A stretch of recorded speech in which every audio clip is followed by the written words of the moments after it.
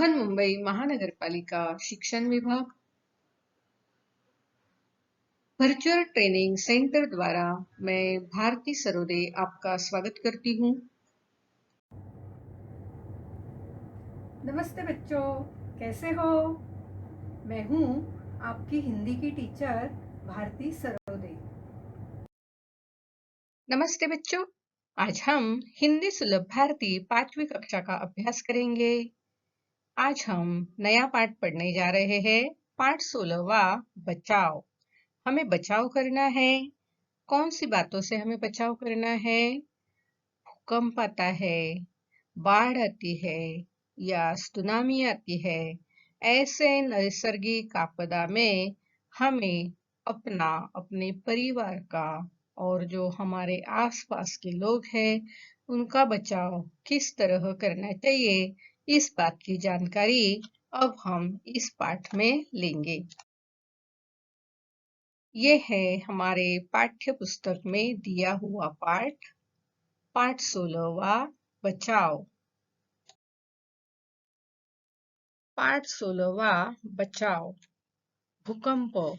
भूकंप यह एक नैसर्गिक विपदा है। पृथ्वी के भीतर चट्टानों की परतों के आगे पीछे खिसकने से धरती हिलने लगती है। यही भूकंप है। इससे छत, दीवारें आदि गिरने लगती है। ऐसे समय हमें तुरंत घर के बाहर खुली जगह में आ जाना चाहिए या मेज, लकड़ी के तख्त के नीचे, दरवाजे के पीछे छिपना चाहिए। देखो बच्चों, आपने कभी अनुभव किया हो या न किया हो, लेकिन भूकंप यह ऐसी क्रिया है कि हमारी जो पृथ्वी है उसके भीतर जो चट्टानों की परतें हैं वे कभी-कभी अपने आप आगे पीछे खिसकने से धरती हिलने लगती है, डोलने लगती है। जैसे हम किसी झूले में झूलते हैं, उसी तरह सारी धरती भूकंप के दौरान झूलने लगती है। तो यही भूकंप है। अब क्या होता है जब भूकंप होता है तो छत, दीवारें आदि गिरने लगते हैं, टूट जाते हैं ये और गिरने लगते हैं। अब ऐसे समय में हमें अपना बचाव कैसे करना चाहिए? हम हो सके तो तुरंत घर के बाहर खुली जगह, खुली मैदान में आ जाए। अगर यह संभव नहीं है कि तुरंत हम घर से बाहर निकल सके, तो घर में ही क्या करें? अगर हमारे घर में मेज है यानी टेबल है या हमारे जो दरवाजे की चौखट होती है उसके जो तख्त है उसके नीचे या दरवाजे के पीछे हमें छिपना चाहिए। तो जब भूकंप होता है तो हमें क्या-क्या करना चाहिए?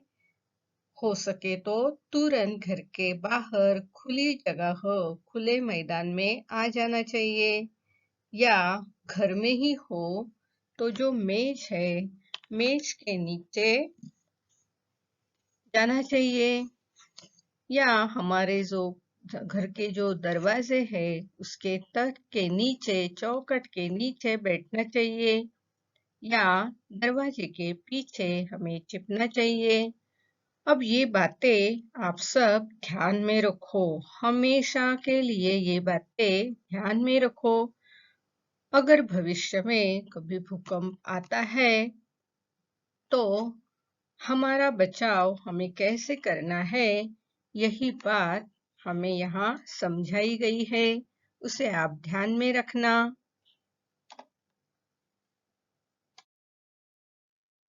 देखो बच्चों, भूकंप कैसे आता है, क्यों आता है, इसकी जानकारी अब हम इस आकृति द्वारा लेंगे।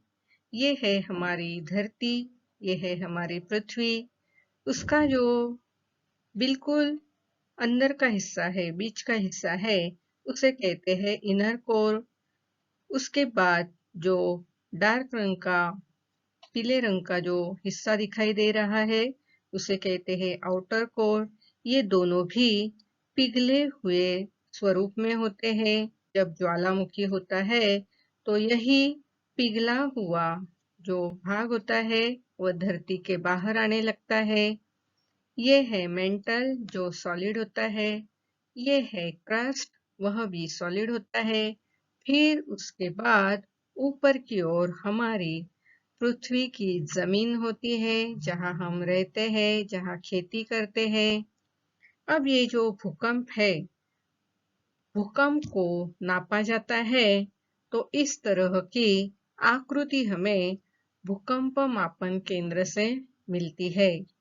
तो भूकंप शुरुआत में यहाँ शुरू होता है और वह धीरे धीरे बढ़ता बढ़ता जाता है।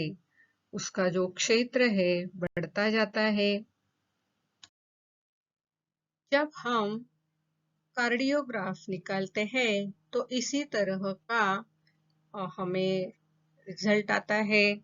तो जब भूकंप होता है तब भी इस तरह इस केंद्र से शुरू हुआ भूकंप है वह धीरे धीरे धीरे धीरे बढ़ता बढ़ता जाता है। देखो यहाँ 0.58 सेकंड में भूकंप की शुरुआत हुई इनर कोर में। फिर 1 मिनट और 5 सेकंड में वह आउटर कोर में पहुंच गया।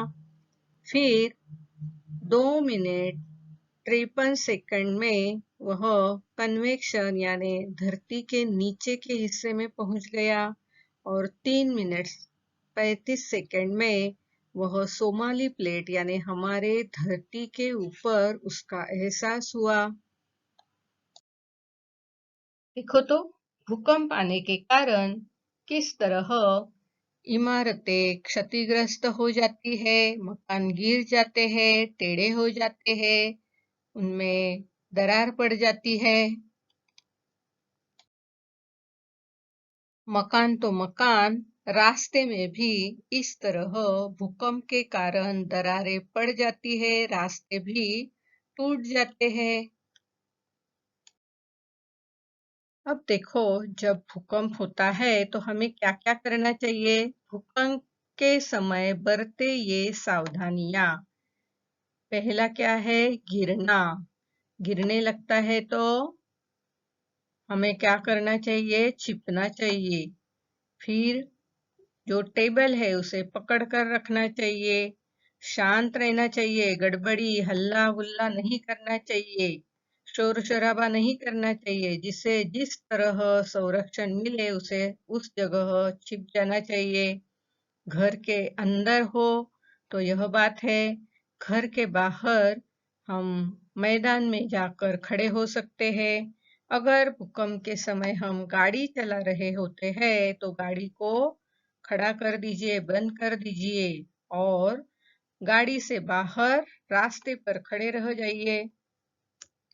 और भी भूकंप आता है तो हमारा सर किसी अच्छे से हेलमेट जैसे मजबूत बर्तन से ढक लेना चाहिए ताकि कुछ गिरे तो हमारे सर को चोट ना पहुंचे। इस तरह भूकंप आते ही घर की सारी वस्तुएं हिलने डुलने लगती है।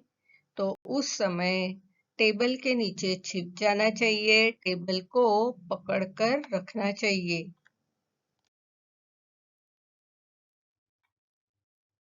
अब देखो जब भूकंप होता है तो पहुंचने का समय किस तरह होता है। पी तरंगे, एस तरंगे और ये धरातलीय तरंगे। तो जो पृथ्वी के बीच होता है उसे पी तरंगे, जो मध्य में आते हैं उसे एस तरंगे और हमारी धरती पर ऊपरी जो जमीन है उस पर जो भूकंप की तीव्रता हम महसूस करते हैं उसे कहते हैं धरातलीय तरंगे। यह भूकंप का अभिलेख है। इससे पहुंचने का समय इसके पहले चित्र में हमने देखा है कि शुरू में, उसके बाद में और अंत में इस तरह यह भूकंप क्या होता है, बढ़ता बढ़ता जाता है। भूकंपीय तरंगे एवं उनका व्यवहार। पी वेव जो है वह सीधे आते हैं। एस वेव जो है वह थोड़ा झिकझैक करके आते हैं और एल वेव जो है वो थोड़ा आगे थोड़ा पीछे इस तरह आते हैं। कितनी तबाही लाता है भूकंप। अब भूकंप को जो नापा जाता है उसे रिक्टर स्केल कहते हैं। क्या कहते हैं उसे? Richter scale. और उसका हमारी पृथ्वी पर क्या असर होता है? देखो, बिल्कुल सामान्य भूकंप है तो देखो यहाँ बिल्कुल थोड़ा ही कंपन होता है। जैसे जैसे रिश्टर स्केल बढ़ता है वैसे वैसे इसकी तीव्रता बढ़ती जाती है।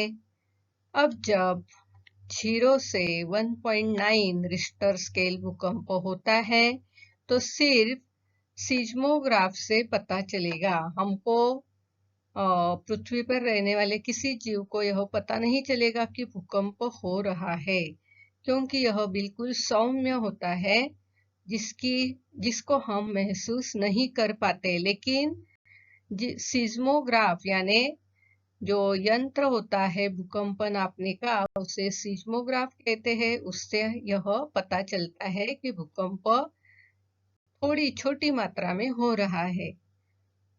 2 से 2.9 तक हल्के हल्के झटके आएंगे। 3 से 3.9 तक कोई ट्रक नजदीक से गुजर जाए ऐसा असर दिखता है। 4 से 4.5 तक खिड़कियां टूट सकती है, दीवारों पर टंगी फ्रेम गिर सकती है। 5 से 5.9 तक फर्नीचर हिल सकता है, मकानों में दरारें आ सकती है।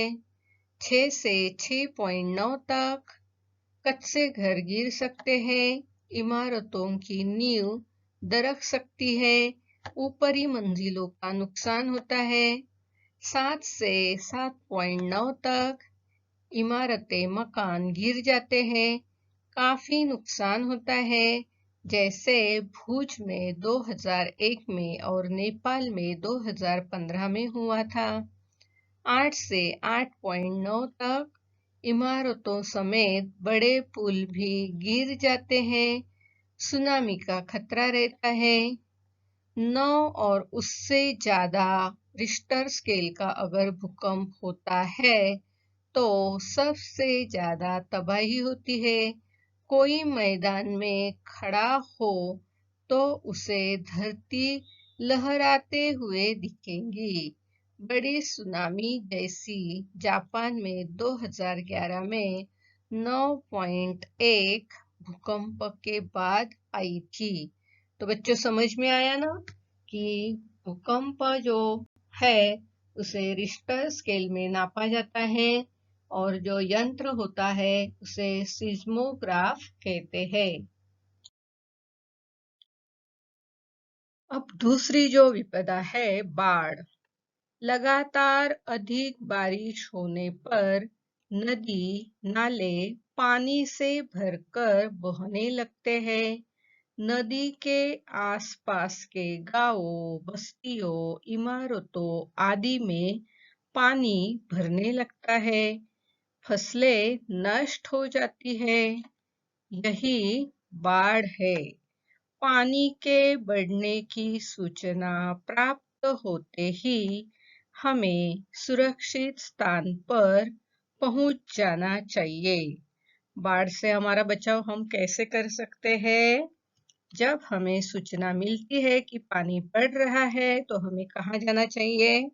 सुरक्षित स्थान पर जाना चाहिए जहां पानी पहुंच ना पाए। देखो तो, बाढ़ आने के कारण हर एक जगह पानी ही पानी भर जाता है। और यहाँ देखो तो चित्र में आपको क्या क्या दिखाई दे रहा है? इतनी बाढ़ आ गई, इतनी बाढ़ आ गई कि इस घर में पानी भर गया। तो खुद को बचाने के लिए इस घर का जो आदमी है वह छत पर चढ़ गया। अब यह जो लड़की है नाव लेकर गई है ताकि नाव में उसे बिठाकर किनारे ले आए। और यहाँ देखो ये जो गाय है, गाय भी बाढ़ के पानी में डूब रही है। तो लोगों ने क्या किया, रस्सी से उसे किनारे पर लाने की कोशिश की है। अब यहाँ बाढ़ से बचाव करने के लिए यह आदमी सीढ़ी के द्वारा पेड़ पर चढ़कर बैठा है। तो जितना हो सके उतना हम बाढ़ से अपना बचाव करें। जैसे जैसे पानी बढ़ता है वैसे वैसे हमें क्या करना चाहिए, सुरक्षित जगह पहुंच जाना चाहिए।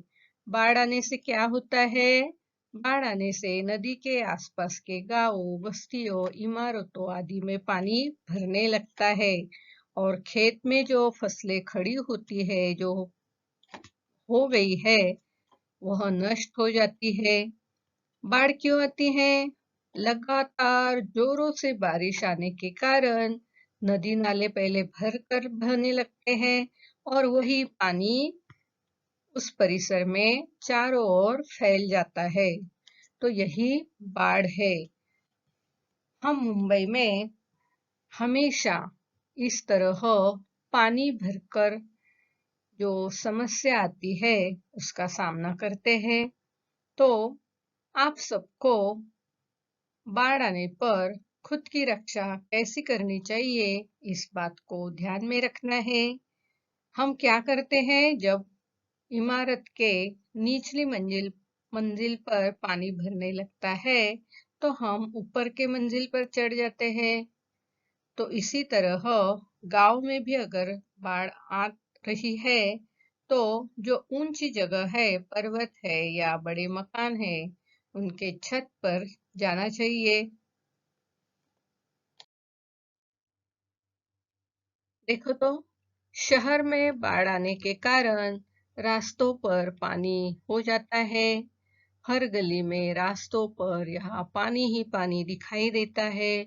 और गांव में जब बाढ़ आती है तो गांव में छोटे छोटे मकान होते हैं, वे मकान पानी में पूरी तरह डूब जाते हैं।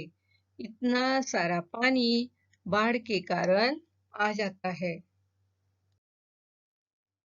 देखो तो ये बाढ़ का और एक दृश्य, पूरे मकान में पानी भर गया है तो अपने बचाव के लिए लोग छत पर चढ़ गए हैं। और दूसरे चित्र में बाढ़ के पानी का इतना जोर है कि मकाने टूट गई है।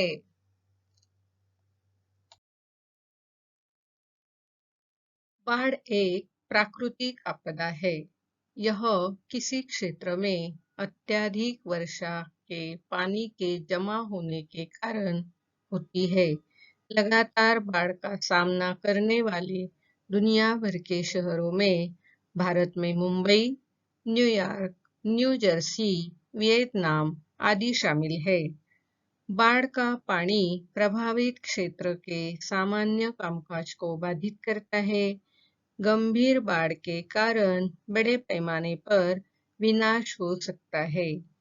बहुत से लोग और जानवर गंभीर बाढ़ के कारण अपने जीवन से हाथ धो बैठते हैं। मिट्टी के क्षरण के अलावा मिट्टी की गुणवत्ता बाढ़ कम कर देती है। सुनामी, समुद्र के तल में भूकंप आने पर ऊंची ऊंची लहरें उत्पन्न होती है, यही सुनामी है। सुनामी की सूचना मिलते ही तटवर्ती प्रदेश में रहने वाले लोगों को तुरंत ही सुरक्षित स्थानों पर चले जाना चाहिए। हमें समुद्र तट को पाट कर बस्तियां नहीं बनानी चाहिए। सुनामी की पूर्व सूचना देने वाले यंत्र आजकल विकसित हो रहे हैं। तो सुनामी में क्या होता है? सुनामी में समुद्र में बड़ी बड़ी लहरें आती हैं और वह पानी, समुद्र का पानी किनारे पर फैल जाता है। यह सुनामी क्यों आती है? तो जो समुद्र है उसके तल में, बॉटम में क्या होता है? भूकंप आता है पहले, और भूकंप आने से समुद्र के पानी में ऊंची ऊंची लहरें उत्पन्न होती है और यह ऊंची ऊंची लहरों द्वारा पानी किनारे के तटवर्ती क्षेत्र में फैलने लगता है। यही सुनामी है। अब देखो, आजकल विज्ञान ने इतनी प्रगति कर ली है, अगर सुनामी आने वाली है तो उसकी सूचना यंत्रों द्वारा हमें पहले मिलती है।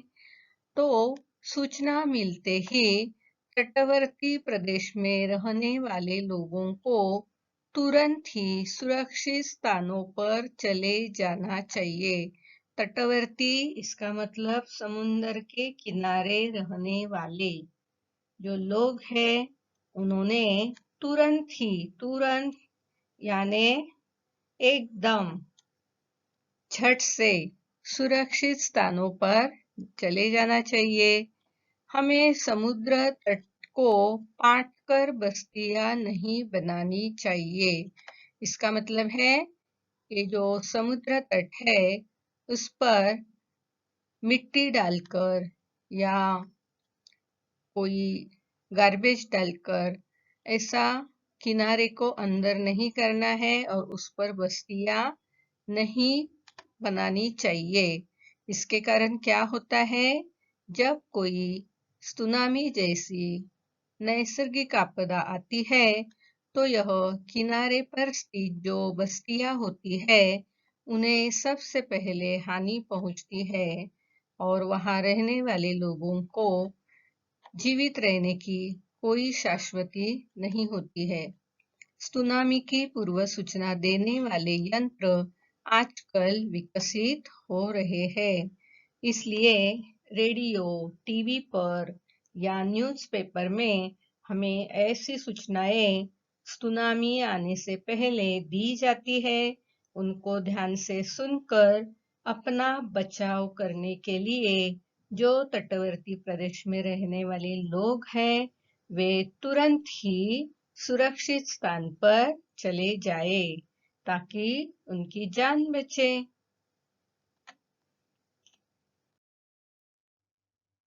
ये देखो कुछ सुनामी की तस्वीरें, किस तरह बड़ी बड़ी लहरें समंदर में उठती है और वो किनारे तक आ जाती है, जिसके कारण किनारे की जो तटबंदी होती है उसे तोड़कर मरोड़कर ये पानी सबको रौंदता हुआ शहर में, गांव में चला जाता है।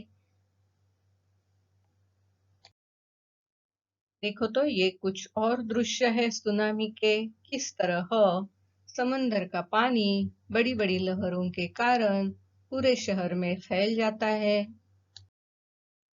अरे बाप रे बाप, कितनी बड़ी बड़ी लहरें उठी है देखो तो।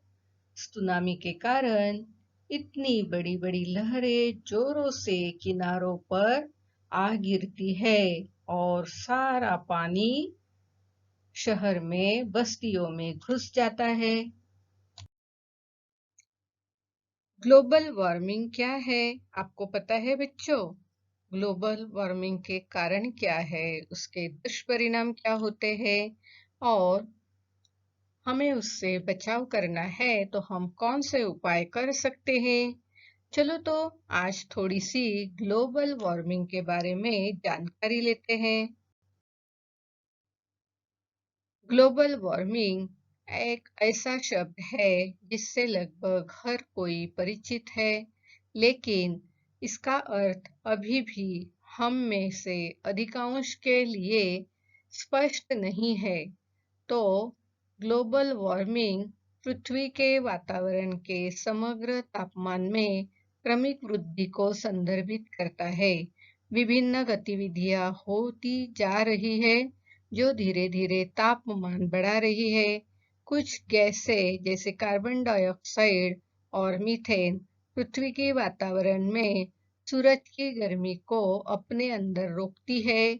ये ग्रीन हाउस गैस GHG वायुमंडल में प्राकृतिक रूप से भी मौजूद है। नव गतिविधियों विशेष रूप से बिजली वाहनों, कारखानों और घरों में जीवाश्म ईंधन यानी कोयला, प्राकृतिक गैस और तेल के जलने से कार्बन डाइऑक्साइड और अन्य ग्रीन हाउस गैसों को वायुमंडल में छोड़ा जाता है। पेड़ों को काटने सहित अन्य गतिविधियां भी ग्रीन हाउस गैसों का उत्सर्जन करती है। वायुमंडल में इन ग्रीन हाउस गैसों की उच्च सांद्रता पृथ्वी पर अधिक गर्मी बढ़ाने के लिए जिम्मेवार है, जिससे वैश्विक तापमान में वृद्धि होती है। जलवायु वैज्ञानिक मानते हैं कि ग्लोबल वार्मिंग के पीछे मानव गतिविधियां मुख्य है। इस चित्र को ध्यान से देखो और ग्लोबल वार्मिंग हम किस तरह बढ़ा रहे हैं यह समझ जाओ और उसे रोकने के लिए उचित उपाय आप जरूर करना। देखो तो हमारे पृथ्वी पर जितनी भी सारी चीजें जलती है उनका जो धुआं होता है उसमें कार्बन डाइऑक्साइड होता है। इस तरह CFC गैस का उपयोग जिस जगह किया जाता है उसका हमें उपयोग कम करना चाहिए। अगर हो सके तो इन्हें टालना चाहिए।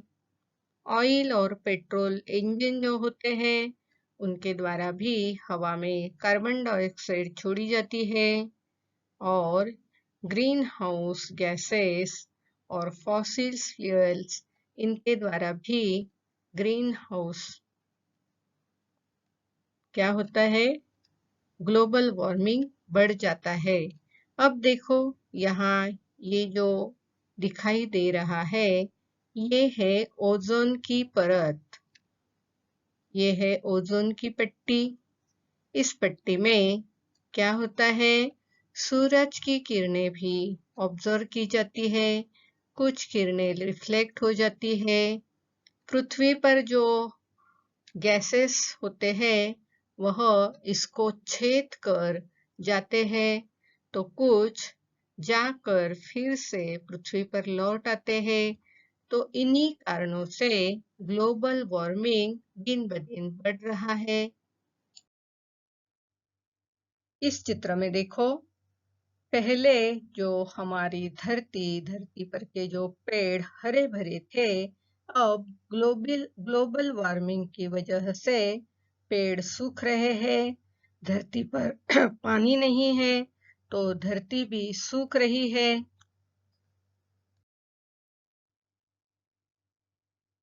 ग्लोबल वार्मिंग के क्या दुष्परिणाम है, देखो तो ग्लोबल वार्मिंग पृथ्वी पर जीवन के अस्तित्व के लिए खतरा है। ग्लोबल वार्मिंग के सबसे स्पष्ट कारण औद्योगिकरण, शहरीकरण, वनों की कटाई, परिष्कृत मानव जीवन शैली और संबंधित मानवीय गतिविधियां हैं। 1900 के बाद पृथ्वी की सतह का तापमान 1 डिग्री फ़ारेनहीट से अधिक बढ़ गया है। ग्रीन हाउस गैस से कुछ अवरक्त विकिरणों को अवशोषित कर सकती है। ग्लोबल वार्मिंग ओजोन की परत को कम करती है। पृथ्वी पर सभी जीवन के अस्तित्व के लिए यह समय की आवश्यकता है कि हम ग्लोबल वार्मिंग नामक राक्षस को रोकने के लिए ईमानदारी से प्रयास करना चाहिए। ग्लोबल वार्मिंग रोकने के उपाय। वैज्ञानिकों और पर्यावरणविदों का कहना है कि ग्लोबल वार्मिंग में कमी के लिए मुख्य रूप से सीएफसी गैसों का उत्सर्जन रोकना होगा और इसके लिए फ्रिज, एयर कंडीशनर और दूसरे कूलिंग मशीनों का इस्तेमाल कम करना होगा या ऐसे मशीनों का उपयोग करना होगा जिससे सीएफसी गैसें कम निकलती हो। औद्योगिक इकाइयों की चिमनियों से निकलने वाला धुआं हानिकारक है और इनसे निकलने वाला कार्बन डाइऑक्साइड गर्मी बढ़ाता है। इन इकाइयों में प्रदूषण रोकने के उपाय करने होंगे। प्राकृतिक विपदाएं कौन कौन सी है, लिखो। देखो, आज हमने बचाव इस पाठ में भूकंप, बाढ़ और सुनामी के बारे में जानकारी ली है। इसके अलावा भी बहुत सारी प्राकृतिक विपदाएं होती है। चलो तो एक एक करके आपको उनके नाम बता दूं। बाढ़, भूकंप, सुनामी, लगातार बारिश, अकाल पड़ना, भूस्तर से पानी कम होना, जंगल में अग्निकांड होना, महामारी, ग्लोबल वार्मिंग, हिमस्खलन, भूस्खलन, चक्रवाती तूफान, ज्वालामुखी या विस्फोट, बर्फानी तूफान, बादल फटना, बिजली गिरना, यह सारी प्राकृतिक विपदाएं है। स्वाध्याय। प्रश्न पहला, प्रश्नों के उत्तर लिखो। 1. भूकंप किसे कहते हैं? 2. भूकंप के समय हमें अपना बचाव किस तरह करना चाहिए? 3. बाढ़ क्यों आती है? 4. बाढ़ आने से क्या-क्या हानियां होती है? 5. सुनामी क्यों आती है? 6. सुनामी की सूचना मिलते ही हमें क्या करना चाहिए? तो बच्चों, इन प्रश्नों के उत्तर अपनी कॉपी में लिखना और अपने क्लास टीचर को जरूर दिखाना। प्यारे बच्चों, आज हमने पाठ 16वां बचाव इस पाठ में सीखा है कि भूकंप आए, बाढ़ आए, सुनामी आए या कोई भी नैसर्गिक विपदा आए तो हमें अपना बचाव किस तरह करना चाहिए। यह बात आप जरूर ध्यान में रखना और इसका वक्त आने पर इस्तेमाल भी करना।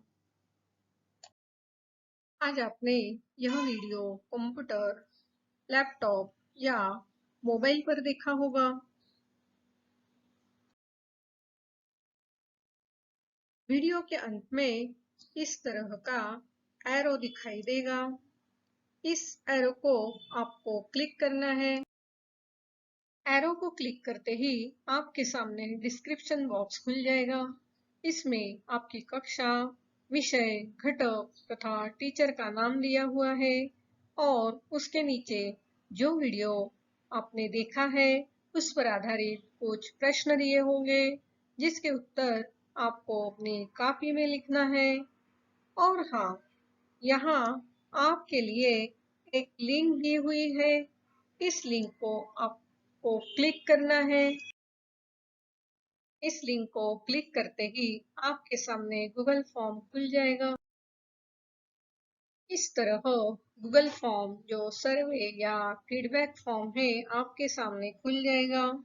इस फॉर्म को भर देना और हाँ, अंत में इस फॉर्म के सबमिट का जो बटन है उसे क्लिक करना।